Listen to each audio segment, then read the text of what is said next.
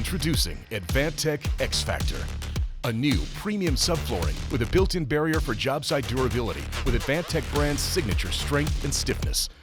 So whatever the expectation, go beyond with Advantech X Factor.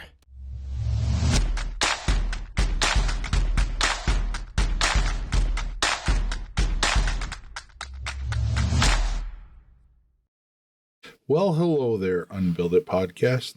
Steve Basic here with my good friends Jake Bruton. Yep. Peter Yost. Howdy. And we continue on. We are at number 3 of 4 in our series of Love and Hate.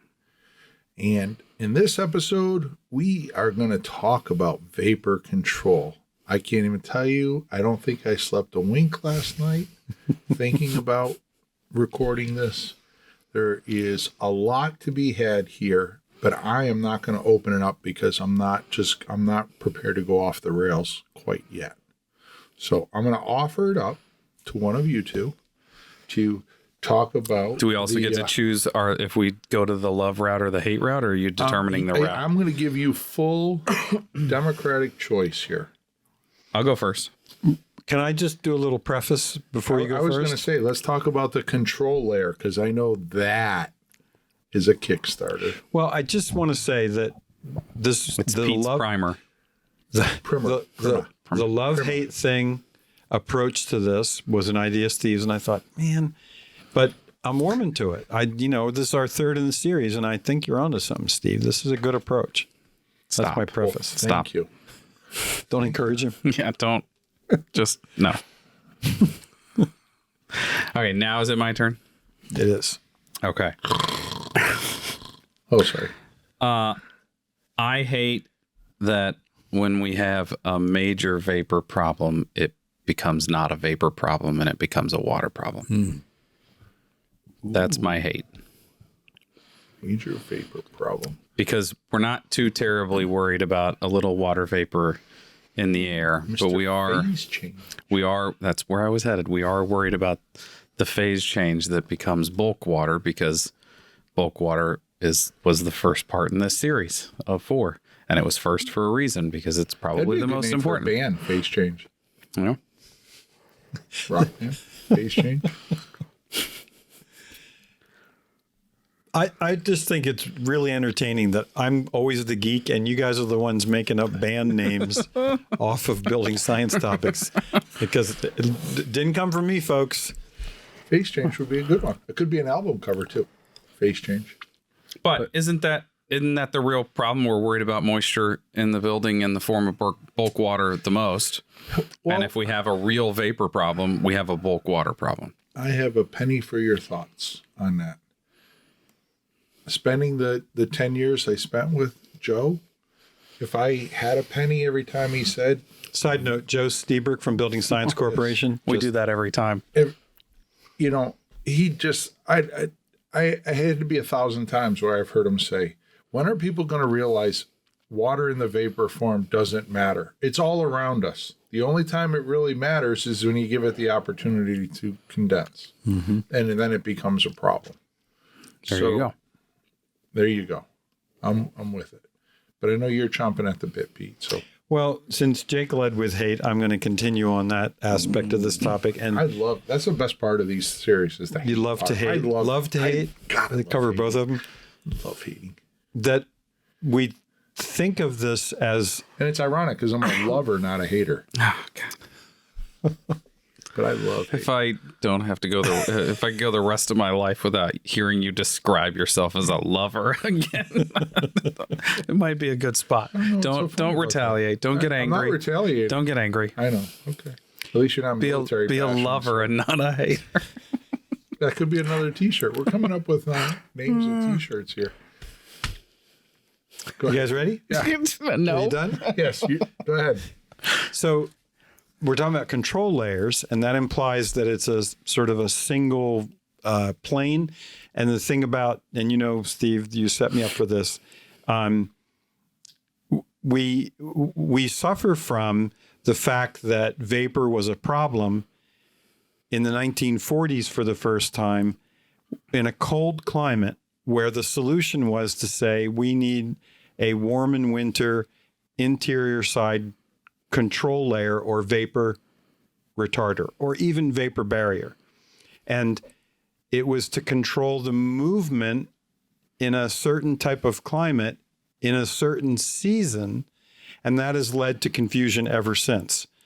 So we're not looking at taking the way that we manage vapor and honing it down to one layer. It's vapor anarchy. I like that. Now that could be a pretty cool band name. That could be a cool band name too, Vapor Anarchy. I'm getting in on this.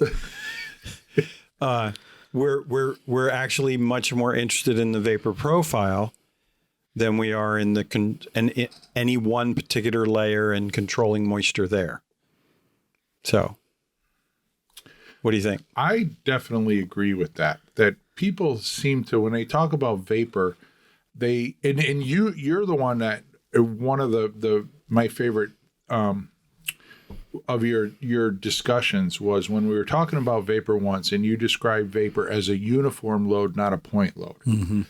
And that really, like, that's an eye opener for someone that doesn't understand vapor, because I think a lot of times I've been to lectures and hear people talking, but they talk about vapor like it's this very distinct pinpointed load, where it really isn't. Vapor's, it's all around us. It's just a question of, can we find a surface to condense, and can we get enough moisture there to make a difference for it to condense and be this problem. But understanding it as a uniform load helps you understand that maybe it's not this, thing that gets in the wall, that it's actually all around.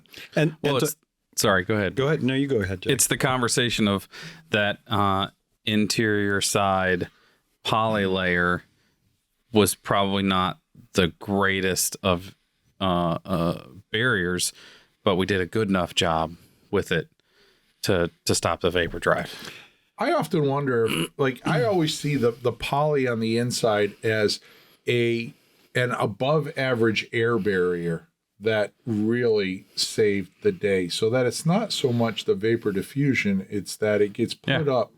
Because if you go to Minnesota and all these places where it's very prevalent in Canada, they used to team it up with like a Tremco acoustical sealant and put that around, just like we would do sheathing on the outside of the wall for an air barrier. And it worked, I think, as a very good air barrier, which was kind of its saving grace. Well, you bring up this issue of the point load as opposed to a field effect. And I'll never forget when Joe, in one of his sessions, Joe Stiebrick, said, look, if I put up a vapor control layer or a vapor retarder on the exterior surface of a wall, and I poke holes in it that represent 10% of the total surface area, I have a 90% effective vapor control layer. He said, however... And as an air barrier? As an air barrier, all bets are off, because those are pathways. And he described it as, look, if you think of vapor pressure as pushing equally everywhere, if there's a little hole here, the vapor molecules can't say, hey, buddies, other vapor molecules over here. They can't do that. They push equally everywhere. But for a air pathway, they can say, hey, over here, and they all go racing through. The other way that this really struck home with me was I was working on a project where they were using membrane as a vapor control layer. And I said, well, are you also using it as your air control layer? And they said, what do you mean? And if you go to the Certainty Membrane website, there is one set of directions if you're detailing it as the vapor retarder, and that's about 1 page long. Which is we don't really care. Just staple it up. Yeah.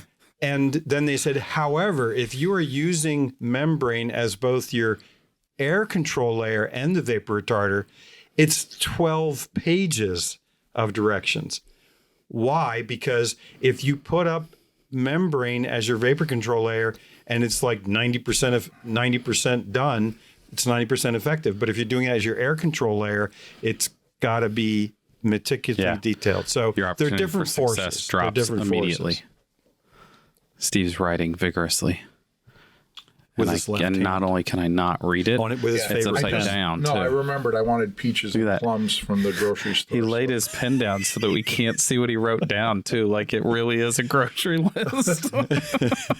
He didn't want us to know that he's sitting there thinking about, we're out of ginger ale while we're talking. What? Where are we next? Oh, did I talk about love? I didn't talk about my love or hate. What do I love? So I might talk about hate first, because hate's at the top of my list. Because that's what we were already talking about. Is that what we're already talking about? Yeah. But yes, I'm going to continue on Jake's line of thinking and say I hate the fact that we believe there's this big bad vapor monster out there that's out to get us. Every time I'm at lectures, you can't build that kind of assembly because the moisture. You deal with the moisture, and it's like I always raise my hand and say, "Well, where's all this moisture coming from that you're so worried about?" And most of the time, people don't have. Can I interject and just say, how fun is it to be presenting and have Steve's in the room raising his hand while you're presenting? You're just like, oh, Christ. Every time his hand goes up and then he just leaves it there and waits and waits. It is unnerving. Yeah. Or when he goes to sleep while you're talking. Go ahead. Then Don't bore me. I know. That's what he's going to say. He's fell asleep every time I've given a presentation, and he was there for it. Continue. I'm just not that thrilled. So you raise your hand and you say, "Where's all this moisture coming from?" Moisture coming from? But it's to just think that it's this big old bad monster that's out to get us everywhere. I cannot. If I put up a detail on social media, I'm almost guaranteed a question of what's the vapor barrier. What's the vapor barrier? What's the vapor retarder? I don't see a vapor retarder there. Why don't you have a vapor retarder?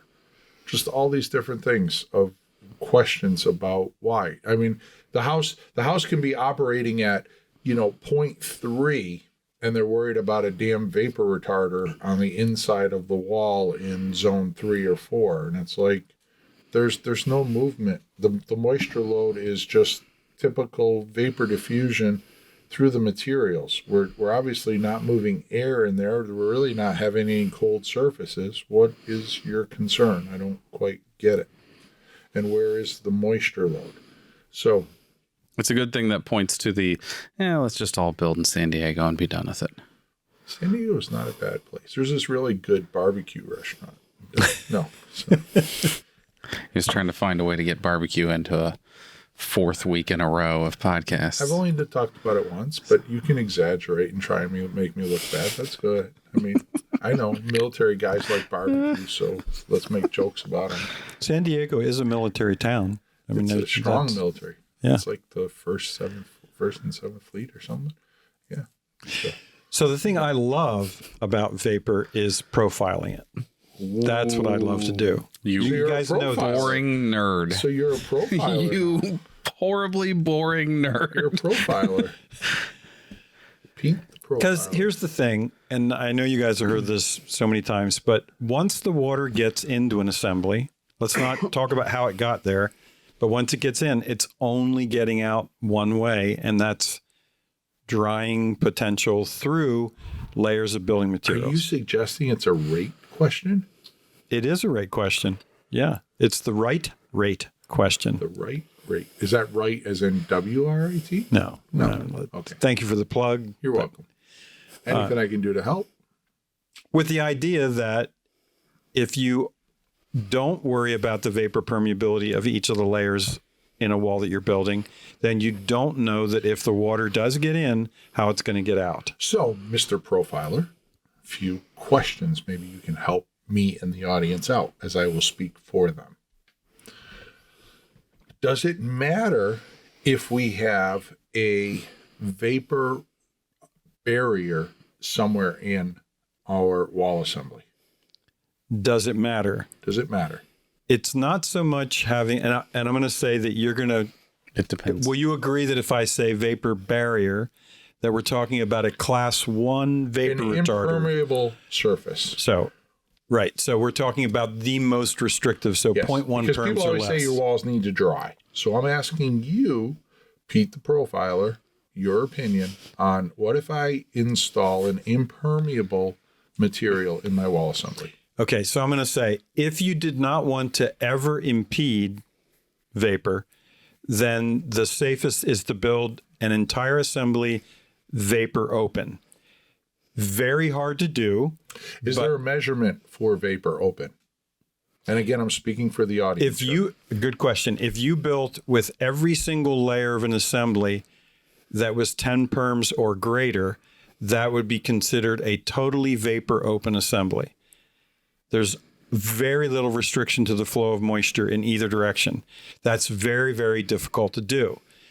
So the next question is, well, what if I do have one layer somewhere in the assembly that is a class 1 vapor retarder, which essentially blocks vapor movement? The answer is no, I'm not worried about that, because from that single layer, it can dry in either direction. So it's not one class 1 retarder that's the problem. It's if you have two that are that restrictive, and now you've trapped moisture between them. So the ability to dry, you're saying, is the most important aspect, not necessarily the ability to dry through. Right. And I don't really care which way the assembly dries. I mean, we get this question about zip all the time, which is, hey, wait a minute, you're putting that on the outside of the assembly. You're making it wicked cold, particularly if it's zip R. How does that not create an assembly where moisture is a problem? Well, if from that restrictive layer of the zip sheathing with the polyiso, it can dry to the outside and the rest of the assembly can dry to the inside, that's part of the design of their system. And if I couple that with a rain screen system, that you have ultimate drying potential, and then I couple it with an air tightness of 1.0 or better, there's nothing moving through the wall. Nothing moving into the wall, really, other than stuff that's diffusing through the wall.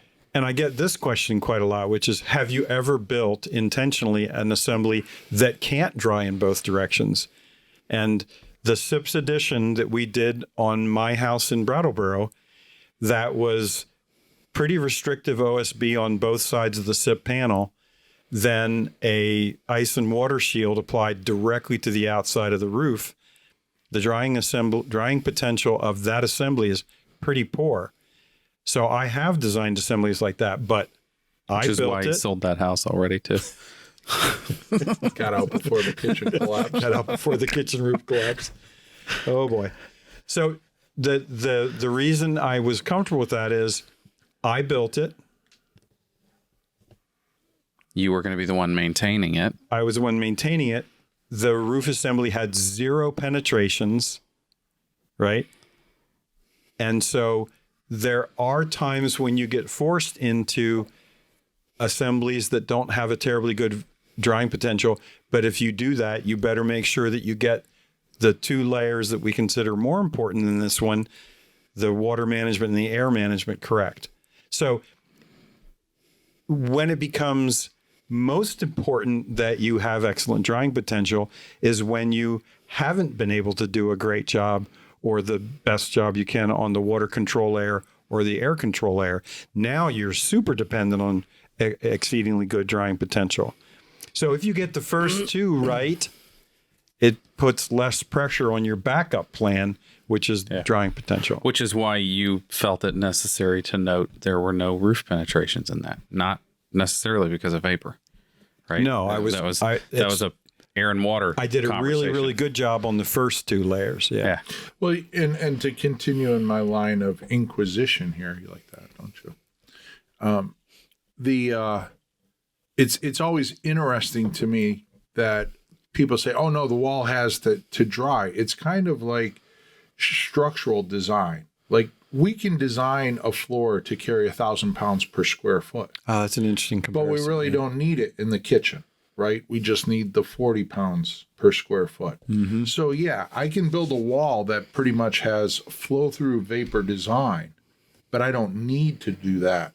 And I don't need to necessarily incur the cost to build that assembly, that might have a semi-permeable or impermeable component to the assembly that allows the wall to dry in both directions. Yeah, and remember that if we follow this order of priority, your comment about the vapor monster, if you're spending an inordinate amount of time worried about that one vapor retarder layer, and you're not spending that time and money on worrying about air and water, that's totally misplaced, right? I mean, well, I can tell you, I've been in houses where the attention to detail of the stego wrap under the slab is higher than in the flashing on the windows. Mm-hmm. Yeah. Which is crazy to me. Yeah. I mean, I get it. We want to keep it out and we want to put it there, but I all my drawings, I put 6 mil poly. I never spec anything else. And the reason somebody said, why do you just put 6 mil poly? Because then the building inspector can't expect more.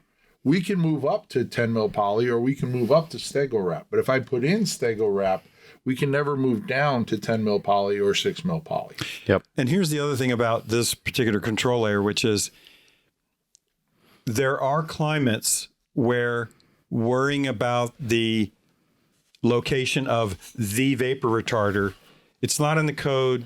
You don't have to worry about it. But there's no place in the U.S. that you shouldn't worry about your vapor profile, which is picking the vapor permeability of the layers so you have directional drying potential. So in your consulting work, have you ever had a client that is kind of off the wall bananas about vapor? That seems like a leading question. We were just talking about this. Yeah, I actually have a client right now who is very focused on the location of a vapor control layer in a climate where it doesn't really matter.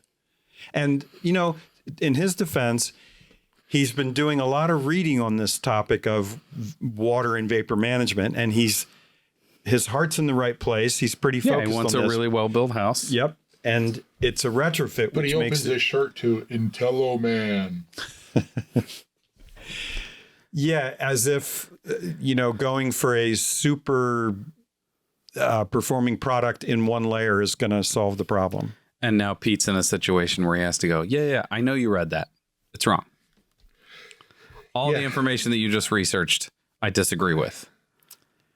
Well, or maybe doesn't pertain to the circumstance or something. Yeah, but that's a really difficult situation. So in defense of people that get overwhelmed with what they learn on the internet, it's not sometimes that there's contradictory advice. It's just that think about how long it took each of us to get to the point where we feel confident about prioritizing the control layers and doing a vapor profile for drying.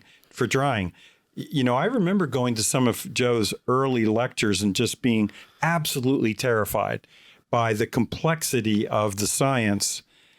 But I'm pretty fortunate that I never grew up in the world of not understanding that. Yeah, you started as a young architect, right? Right out of college. I had like a year or so at another firm doing other stuff, but then I just jumped in and went to building science. So all of my education has been down the building science route, which has been just... You're not having to unlearn. I don't have to unlearn anything. I've only learned stuff. There's an architect I've been working with for over 10 years, and it's really interesting that when we first worked together, he was calling me a lot. And now, at this point, he's calling me with fewer and fewer questions, so right? Either gained some intelligence or he's just totally bored with you. Or he's gained some intelligence that he doesn't want to talk to Pete.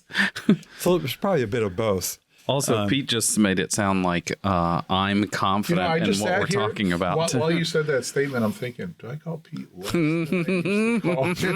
He's talking about you. Okay, so yeah. Let's move on to a love, because everything that we just talked about is my love.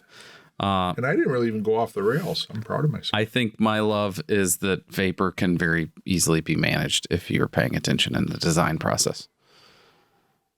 It's one of the easiest ones to deal with, and literally the design process can resolve all your problems with this one. Like, yeah, obviously there's execution that has to take place, but if you have a good design in place, if you've considered what the wall assembly is going to be, like, it's a lot more difficult sometimes to deal with water. than it is vapor. And when you say design, after. I think you're also including specification. Yes. Yeah. Okay. Sorry. Good. Yeah. Yeah. I agree. In other words, I'm not worried about it. It's not a big deal. Good. That's good. You know? I'm happy that you're not worried. When you get worried, I worry. So I'm happy that you're not worried. Yeah, if I'm paying enough attention that now I'm worried, we should all have been worried already. Should have already been. Everybody else should have been putting on life jackets. On the other hand, I would say that if you're going to turn over a high performance to occupants or owners, and you don't let them know that their contribution to vapor control is also important. I have the word occupants because we're headed there. Yeah, I mean, they have the potential to shift the performance of the building. Go ahead. You can say it. Screw crap up. Well, you've heard this many times, but the lecture that Joe did where he said, if we could just keep windows and people out of buildings, Yeah. it would make life a lot easier. You're going to really have some successful buildings. With his wife, Betsy Pettit, the architect, just cringing, like, isn't, That's the whole purpose of building, buildings. right, to make them beautiful and accommodate what people want from them? Otherwise, they're called sculpture.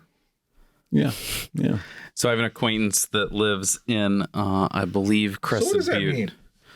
Acquaintance? Yeah. I Because like do not know this you gentleman. have a lover or you have a friend. Where does acquaintance? I fit don't on know that him well spectrum? enough to be to call him my friend. I feel like he would be offended if I was telling people we were friends and we've only spoken 5 or 6 times. I don't So an know him acquaintance well. is a lesser friend. Yes, Okay. potentially a friend. Potential to be a friend, but not there yet. Yeah.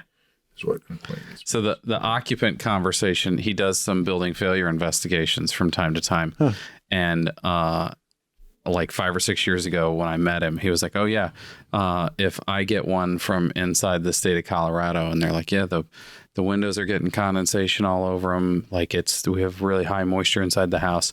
He's like, "I'm always the first thing out of my mouth is how many pot plants, how many weed plants are you growing in your 3-bedroom house?" And he's like, everybody says, "Oh, 45." And he's like, "I quit growing pot plants inside your house." But that's the idea of like, we don't have control over it. The occupants are in control of the house. You know, if you have a family that has 4 generations under one roof that runs a food truck business out of their house and they all really love hot showers. Like, Yeah. you have no control. Or the one person, like you were talking about earlier, living in a 4,000 square foot house by themselves. Well, it's still a shame in the U.S. that you can buy a pretty expensive programmable thermostat that doesn't have a hygrometer built into it. So we're going to ask people to be That conscious just about moisture. pisses me off. Yeah.